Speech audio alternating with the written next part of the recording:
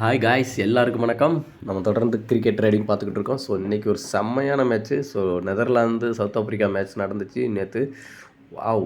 எதிர்பார்க்கவே இல்லை அந்த மாதிரி மேட்ச் அப்படி நடக்கும்ன்ட்டு. அதுவும் நெதர்லாந்துலாம் அந்த அளவுக்கு கிட்ட வருவாங்கன்னு நான் நினச்சி கூட பார்க்கல. ஏன்னா அவங்க அந்த இதில் இருந்தாங்க இதுக்கு முன்னாடி. இப்போ ரீசெண்டாக இந்த T20யில் நெதர்லாந்தாக இருக்கட்டும், யுஎஸ்ஏயாக இருக்கட்டும், சசெக்ஸ்ன்னு சொல்லிட்டு ஒரு 2, 3 டீம் இருக்குது. ஸோ அந்த டீம்லாம் நல்லா விளையாடுவாங்கன்னு நம்ம எதிர்பார்க்க முடியாது. ஸோ அந்த அளவுக்கு என்ன பண்ணாங்க, இந்த தடவை பயங்கரமாக விளையாண்டாங்க. எதிர்பார்க்காத அளவுக்கு ஸ்கோரு, நல்ல விக்கெட் எடுத்திருக்காங்க. ஸோ ஆக்சுவலி நான் என்ன பண்ணியிருந்தேன்னா, நெதர்லாந்துக்கும் சவுத் ஆஃப்ரிக்காவுக்கும் மேட்ச் நடந்துட்டு இருக்கும்போது என்ன பண்ணேன், நெதர்லாந்து ஒரு 38 கொடுத்துட்டாங்க. அதாவது க்ளோஸ் பண்ணிட்டாங்க. நெதர்லாந்து ஜெயிக்க வாய்ப்பே இல்லை அப்படின்னு சொல்லிட்டு. ஸோ நான் அந்த டைமில் என்ன பண்ணேன், ஜஸ்ட்டு 200 தான் போட்டேன் லேன்ற ஒரு ஆப்ஷனில்.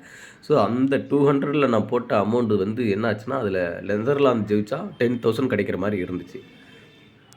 அதுக்கப்புறம் என்னாச்சு, சரி ஓகே இது கிடைக்கிறது கஷ்டம் தான், பட் இருந்தாலும் ட்ரை பண்ணுவோம். கொஞ்சம் பாயிண்ட் குறைஞ்சாலும் ஒரு 30லேருந்து அட்லீஸ்ட் ஒரு 10, 15 அந்த மாதிரி வந்தால் கூட, எப்படியும் வந்தால் கூட நம்மளால் ஒரு அமௌண்ட் எடுத்துடலாம் அப்படின்னு நினச்சிட்டு பார்த்தோம்.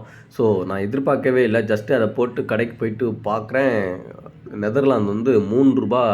3.80 வந்துருச்சு. ஸோ அந்த வீடியோ தான் இப்போ நான் உங்களுக்கு லைவாக காமிச்சிக்கிட்டு இருக்கேன். ஸோ இந்த ப்ரைஸில் வந்தோன்னா சரியான ஜாக் பாட்ரா அப்படின்னு சொல்லிட்டு என்ன பண்ணிட்டேன், 3000 யார் ஜெயித்தாலும் 3000 போதும்.